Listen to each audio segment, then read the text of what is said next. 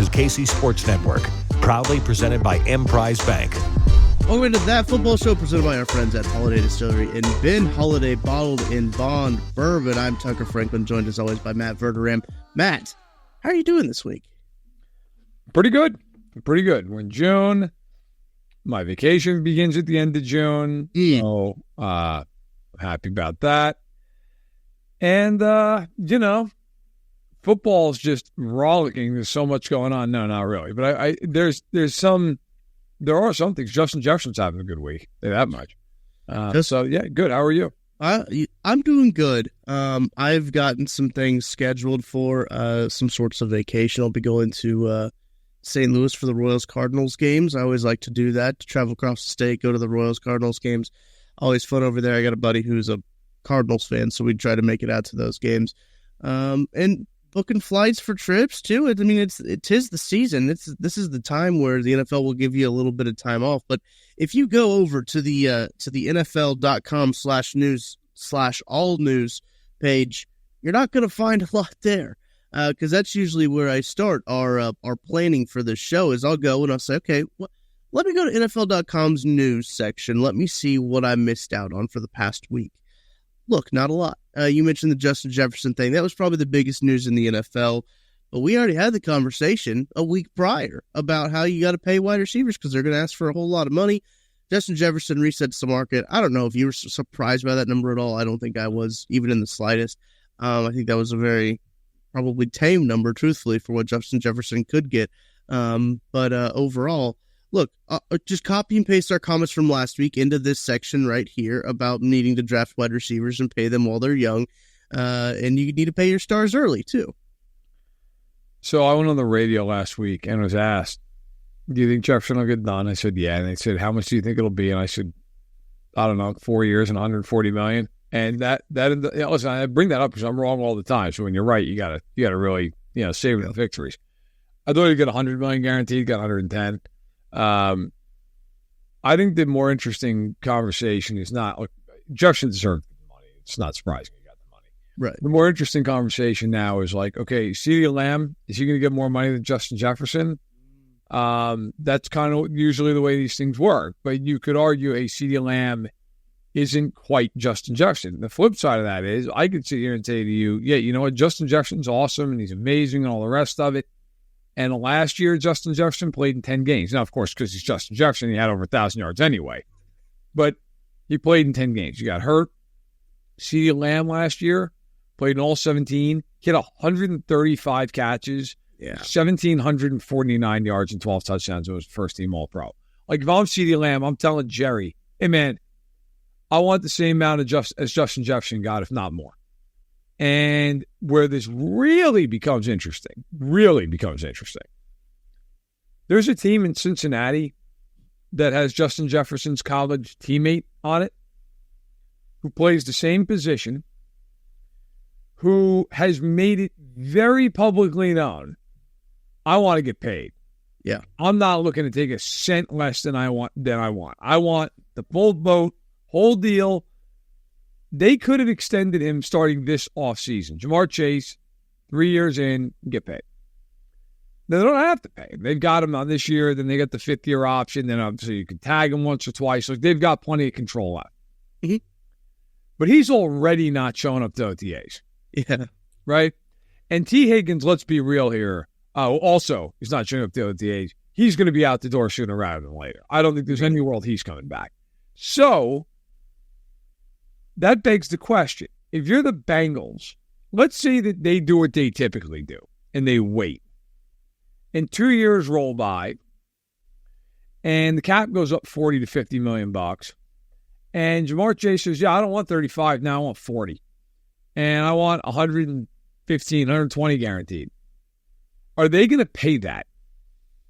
That's a real, I think there's this assumption in media, like, oh, yeah, they're going to pay Jamar Chase. Are they going to pay Jamar Chase?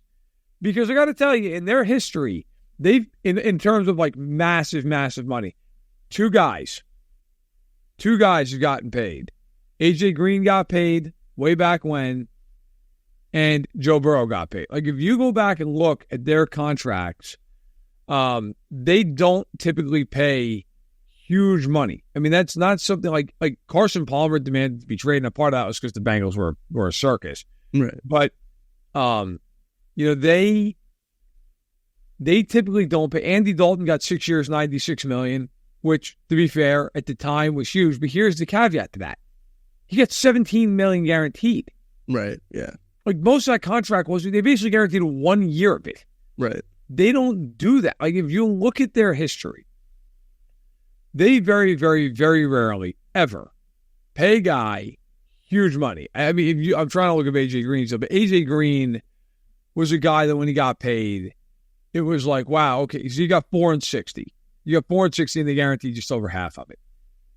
Are they actually going to give Jamar Chase what it's going to take to keep? I am very interested to see the answer to that question.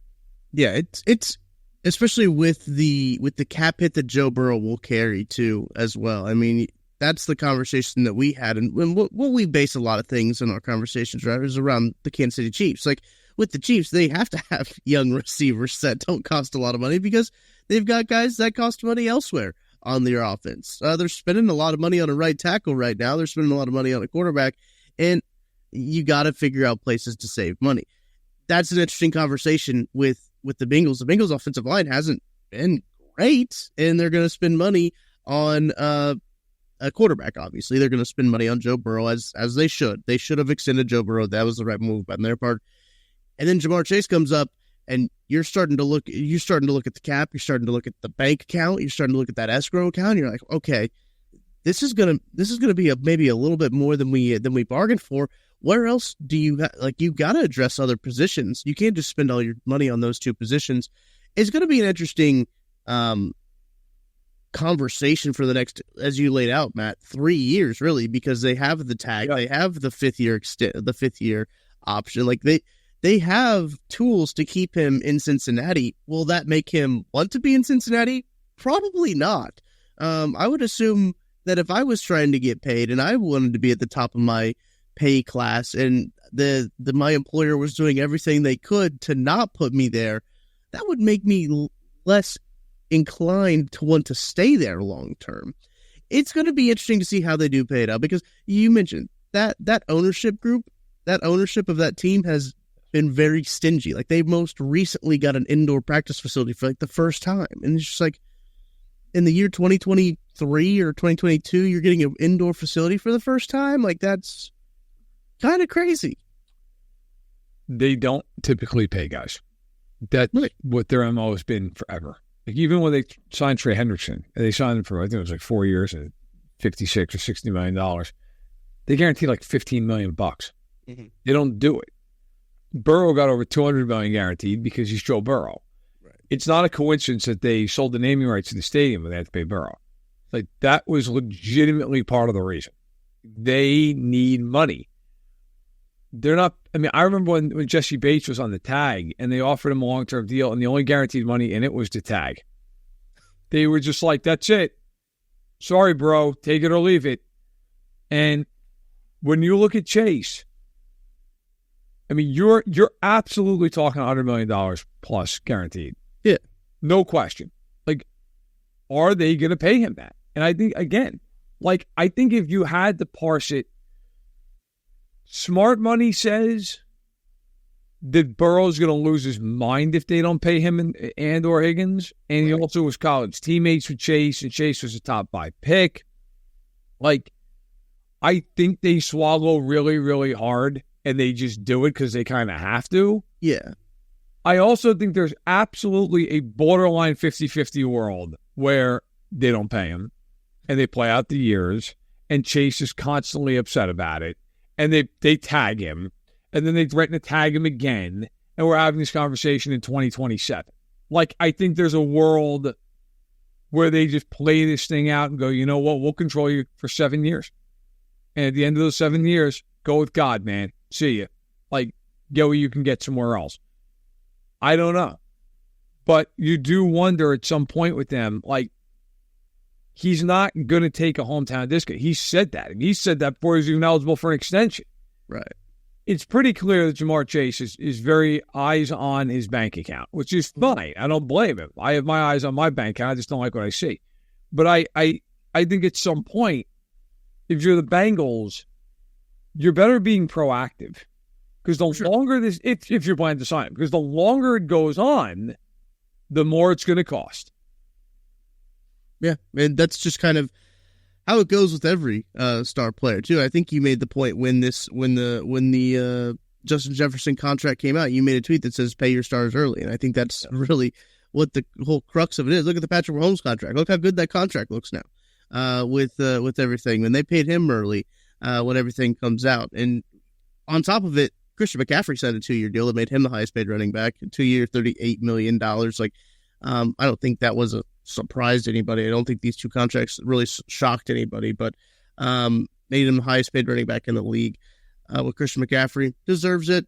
He is the best running back in the league when it comes to what he can do for the Niners too. So lots of extensions getting done. It's nice that the Chiefs are in the position where they don't really have to worry about that right now. They got all their big extensions done prior to voluntary OTAs, which they haven't really had anybody not show up to voluntary OTAs. I mean, they had Travis Kelce was skipped a couple days so he could go to like Barcelona with Taylor Swift.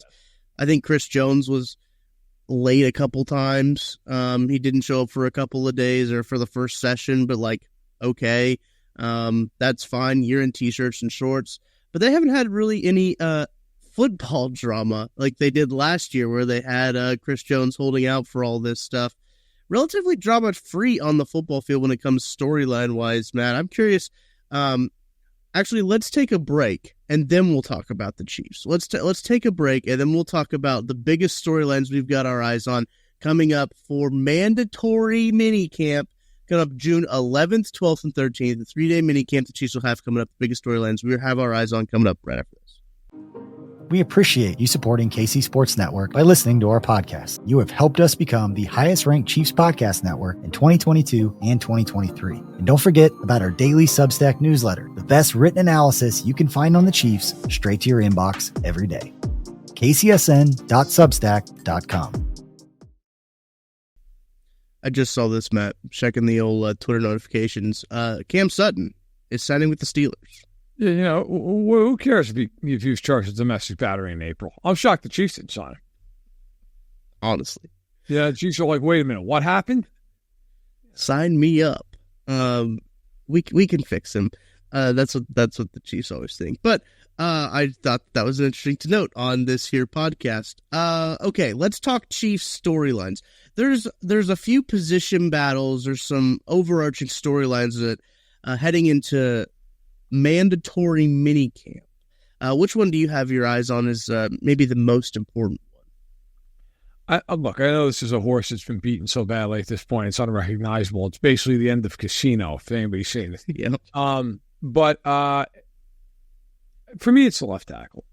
It's just that I know that this offseason has been dominated by a whole bunch of topics that most Chiefs fans don't want to talk about. And a lot of those topics have to do with Rashee Rice. And I get that. But, like, they have, like, I don't know there's a huge question at receiver. Like, realistically, yeah. I know, even let's even say he gets suspended to start the year and it's 6 games. Let's just pick a number. Could be 4, 6, 8, whatever it is. Like, let's just go 6. Yep. What do they care? Like, from their perspective, they don't care, which we've gone over in mass. Like, they would look at that and go, have Hollywood Brown, have Travis Kelce, Justin Watson will make a play here and there. We'll factor in Xavier Worthy as we see fit. We'll get him integrated into the offense. And then it's like, oh, look at that. Week 7's here, and we're 5-1, and Rashee Rice is back. Like, that's how they'll view it. That's how they'll see it. So, for me, like, when I'm thinking about the big questions with the Chiefs, to be clear, I'm not thinking about week 1. I'm not thinking about week 4. Like, if Mahomes is upright, they're going to the playoffs. They're winning the division. The question I have is more geared toward, like, okay, what about January? What about December? Like, what's going to really impact this team? Yeah. And for me, it's the left tackle. Because at some point in time, assuming health, they're going to have Rice and Brown and Worthy and Kelce and Pacheco on the field at the same time. When they do that, might be the best collection of talent any team can put on a field at one time. Okay, which is a long damn way from Kadarius Toney and Sky Moore trying to catch the ball at their elbows. All right? So you have all this talent on offense, but to me, the question is at left tackle. You know what your interior is. For better or worse, Juwan Taylor's your right tackle. You know this. Nobody's questioning it. Is it Kingsley Suamataia or is it Wanya Morris? That's my big question. Like, in the mandatory minicamp, we should at least get a good look with, like, who's running with the ones. Are they switching it up? Are they rotating? Are they just keeping it the same? Like, who's the starter? Because that is the last indication we're going to have until we get to training camp. And so I think that is probably the most interesting thing, at least from my perspective, to watch here over the next, week and a half. And I do think that's obviously the biggest storyline that the Chiefs have had ever since Donovan Smith was a free agent. And Joshua Briscoe and I had this conversation on Only Weird Games yesterday about if they do sign Donovan Smith now, it's almost like a vote of no confidence in both Kingsley and Wanya, which is not really what you want at this point. Correct. And they've had an opportunity, not necessarily to see them, right, in air quotes, but like they're out there in t-shirt and shorts. They've been doing workouts there. They do a lot of individual offensive line drills and everything like that. Nate Taylor made a note, I think a couple of weeks ago, maybe a week ago, about Wanya Morris was out there to start with the ones. Now that is, again, voluntary OTAs in shorts, but to start out there with the ones, I think that makes sense, right? Like he's had the game experience from him and Kingsley. Ultimately, I do think that Kingsley could win the job. I wouldn't be shocked. Like if it comes out that Kingsley's the starting left tackle week 1, that would not shock me at all. I actually don't know if I think if Wanya comes out and they're like, okay, yeah, Wanya's going to be the starter, I don't think I'd be shocked by that either. Both of these guys seem to be serviceable. I'm curious to see how much Wanya has grown from the first year because he looked good, and then as the games went on, that Christmas Day game against Max Crosby, look, I understand it's Max Crosby and he's very good, but that was rough. I want to see how he's grown from there. But I think that's going to be obviously a huge storyline. But one of the big ones I'm looking at, Matt, I talked about running backs on Only Weird Games. That's a big one. The secondary one is a really interesting one to me, how that all shakes out with Brian Cook coming back. Chamari Connor had a resurgence at the end of the year. Najee Johnson coming in. Also, like that room is starting to look a little bit crowded. How they figure out the safety spot, how they are going to mix everybody in. I know they have got so many guys in the secondary that have experience playing both safety and corner, and that's what Steve Spagnuolo loves. That Dave Merritt loves that. So they like those guys with that ability, and they've got a lot of ability. But I thought it was really interesting. Trent McDuffie came to the podium and was talking about how he wasn't in the nickel stuff was a lot of the young guys. And I thought that was really interesting. And he was talking about that, and he's kind of taken more of a veteran role. And they sent him to the podium as one of the first defensive guys out there, which tells you what they think about Trent McDuffie. I don't think that's a big surprise. We know that they feel very highly about Trent McDuffie. Yeah. But I'm really curious to see how his role increases because he was a very good cornerback last year, all pro. And how does that change with now L'Jarius Sneed gone and with all of these new guys rotating in the back end? Yeah, no, it's a good point. Before I expound on that, you're right. By the way, Trent McDuffie went to the podium, and shockingly, not Rashee Rice or maybe Isaiah Buggs makes an appearance this week. Harrison Bucker didn't make it out there either, so that's too bad. I wish just one time the Chiefs would be like, hey, listen, we're just going to go out there and eat it. We're just going to put you on the spot. You know what? You put us on the spot all season. But the Chiefs, let's put it this way. The Soviet Union in the 80s granted more access than the Chiefs. I mean, it really, I'm going to Bears camp here on Wednesday. Here's how hard it was to go to Bears camp. Hey, so-and-so, can I get a credential for Tuesday or Wednesday? Yeah, sure. Pick your day, whatever. That was the extent of it. With the Chiefs, do you have 9 forms of identification? I mean, they'll credential you sometimes. Yeah. But it is so just getting in the building's hard enough. I would actually die of a heart attack if they put Rashee Rice on the podium. But in any event, it needs to be said. The secondary, at the risk of beating another horse to death, I've been pounding the table that Jamari Connor's got to play a lot of slot snaps this year because he opens up everything else that they can do with their secondary. If you put him in the slot, or at least had the ability to put him in the slot, now you can mix and match coverages. So, like, for example, we talked about the Bengals earlier. Yeah. If you're playing the Bengals, Tyler Boyd's no longer there. He was their slot guy. Now it's going to be a kind of a mixture. But let's say like Trenton Irwin's in the slot. So if Chase and Higgins outside, Irwin inside. Now, obviously, with all due respect, Irwin, you're not as worried about him as you are the outside guys. Yeah. But if the Bengals go 3 wide and Connor can't play in the slot, McDuffie is locked on Trenton Irwin all game. That's a problem. Or you got to play a bunch of zone, and then they know you're playing zone, and there's a whole bunch of problems with that. If you have Connor, who you can say, hey, look, man, you're guarding Irwin all game. Cool. Now McDuffie can guard Jamar Chase, and you can, and if they try to slide inside for a play, it's like you can get away because McDuffie can slide inside. You have that ability that you don't have if Connor can't do that. Now, the other side of it is they drafted Jaden Hicks, who I think we all feel like is a very good fit for what the Chiefs do. He's an intriguing pick. I think he's one of those guys that every Chiefs fan, they saw that when he got picked, that guy looks like he would fit immediately. Yeah. They brought back Deion Bush. They have Brian Cook. They have Justin Reed. They have not added a corner of note. They had, obviously, in the 6th round, but they didn't add anybody in free agency.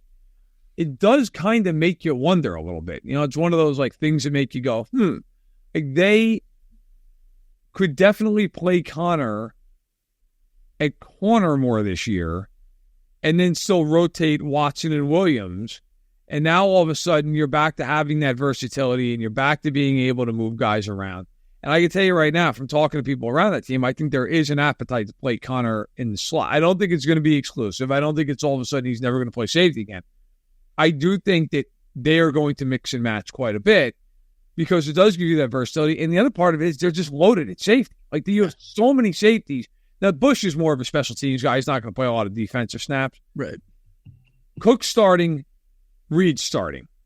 And if Hicks is good, there's your third safety if you want to move Connor down into the slot role. So I think there's a lot of questions, and you're right. There's a whole lot of moving parts, and then there is a guy like Najee Johnson, stuff like that. So there are a lot of different things that can happen in the secondary for the Chiefs.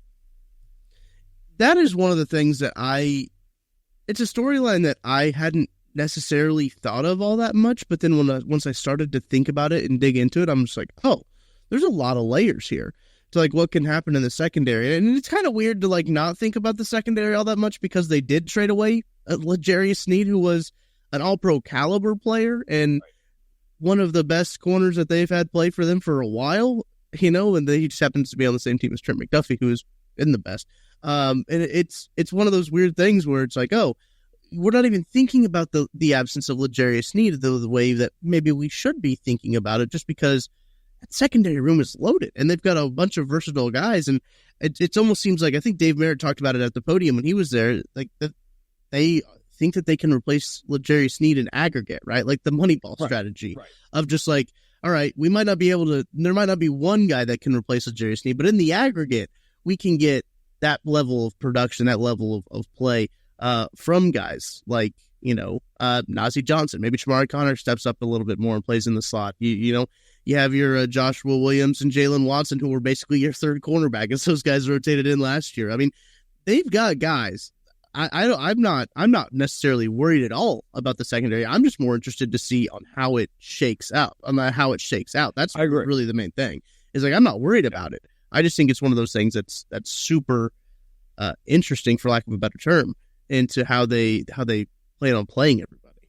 I agree with you. Is there? I've been trying to think about this. Is there a guy who's just completely off the radar who's going to, by August 10th, be a guy we're all sitting here talking about? It's a good question. That's why they pay me. It is.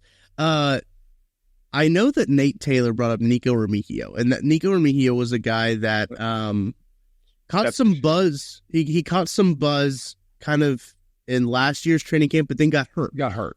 So then he was placed on IR. He had that red shirt year he had with the Chiefs. We saw him at the East-West Shrine Bowl. He's a very fun guy. I enjoyed him. Nate said at these voluntary OTA practices, he's been playing very well, and he would not be surprised if he's the next Justin Ross, in air quotes, for lack of a better term, with that. But man, looking at this roster, anyone who's like completely off the radar, maybe BJ Thompson. I think BJ Thompson's going to be an interesting one, because of, I talked about this on 10 Things with BJ Kissel. We sat down with Chris Bober, Kendall Gammon did, and he talked about when he came into the NFL, he was a practice squad player. So he came into the NFL undrafted as a practice squad player, I believe with the Giants, and he got to spend that whole year lifting, learning, basically growing himself into an NFL player. BJ Thompson had the same opportunity as a practice squad player. He was a guy who was a little bit lighter. His frame, he was a pretty scrawny dude. He got to lift twice as more than any of the guys on the active roster. He got to sit in more meetings. I'm curious to see kind of how he has grown into himself in this second year. I want to get eyes on him to see how much he has grown into an NFL body. But with that end room, when you're looking at George Karlaftis, Mike Dana, Charles Omenihu's going to be out for the first 2 months probably. But then it's like Malik Herring, Felix. I mean, it gets a little thin pretty quick in that room. So if BJ Thompson is a guy that we're not really talking about right now, could he come on and play some snaps and give you some good production? That's something I'm going to be looking at, especially at camp. You know, that's interesting. Yeah, BJ Thompson's an interesting one. I'm going to go with a guy who, like, I think nobody remembers he's on the team, and yet they probably should, and that's Felix Anudike-Uzomah. Yeah, absolutely. Nobody is talking about this guy like he exists, and I get it. He did not play a lot last year. I went over this. Where was I? I went over it on my pod, and I was talking about, if you look at his stats are actually from last year. Now, granted, I mean, we're talking an extremely small sample size here. Nobody's trying to make this like he played 800 snaps essentially last season. Okay, but last year he only played 218 snaps, which is 20% defensively, and in those snaps he had 7 quarterback hits, 2 tackles for loss, had half a sack. 7 quarterback hits on 20% of the snaps. That doesn't sound like you'd be like, oh, well, big deal. That's actually a really good number. So if you look at it and you just go, okay, it's 7 into 218, and I'm not going to try to break everybody's brain here with math, but that is a quarterback hit on every 1 out of every 31 snaps. Okay, so you're like, okay, how does that compare to other guys? Well, let's look at George Karlaftis, who had double-digit sacks last year. Yeah. George Karlaftis had 17 quarterback hits in 755 snaps. Okay? That comes out to 1 quarterback hit every 44 snaps. And look, I mean, I could go on. I've already laid all this stuff out before. But Charles Menahu last year, he had 11 quarterback hits, and of course, he was suspended to start the year. So he had 11 quarterback hits in 404 snaps. That comes out to every 37 snaps, 1 every 37. So, Felix Anudike-Uzomah was getting home at a rate, in terms of quarterback hits, better than Menahu, better than Karlaftis. Now, I ran the math a couple of days ago. Surprisingly, not better than Chris Jones, but better than almost anybody else on the Chiefs' defense last year. I am curious to see if he gets more time. And, of course, Menahu may be out to start the year. This is now his second year in the defense. He is still an extremely young guy, not just because he's a second-year guy, but, literally, he's one of the younger guys in the league. He just turned 22. Mm-hmm. So I'm curious, do we see a jump from him? Are we watching him in camp? Are we watching him in the preseason going, man, he's killing people? He wasn't overwhelming because he barely played last season, and that was that was not surprising. That was somewhat by design. But I am very curious to see as he progresses here. Last year, after the first 5 games, of course, Menahu came back in the 6th game. He barely played. He only had 1 game he played more than 10 snaps. He was inactive in all the playoff games until the Super Bowl, and ironically, in the Super Bowl, he played 7 snaps and a tackle for loss. Yeah. What do you get? What do you get out of him? I'm very curious to see it. That's a great point. Especially both of us taking guys in that defensive end room. It's also an interesting point to keep an eye on. Last thing I got for you, Matt. The Chiefs are probably going to keep 7 wide receivers on the initial roster just because with Ross they're going to keep, or with Rice they're going to keep him on the initial roster. He's going to get suspended, so they're going to keep 7. I have listed out Worthy, Brown, Rice. Sky Moore will likely make the roster, as much as people don't want it to happen. Justin Watson, Kadarius Toney, that's 6. Who is the 7th guy between Justin Ross, Cornell Powell, Nico Remigio? I guess you could throw Jaron Hyatt in there if you wanted to. Montrell Washington, Phillip Brooks. Remigio, I guess, would probably, I mean, just, him or Ross. Right. Him or Ross. I don't see Cornell Powell. Cornell Powell is truly a survivor story. My God, the guy, he never plays. Been on the team, feels like for 10 years at this point. Yeah. He was a draft pick. I know.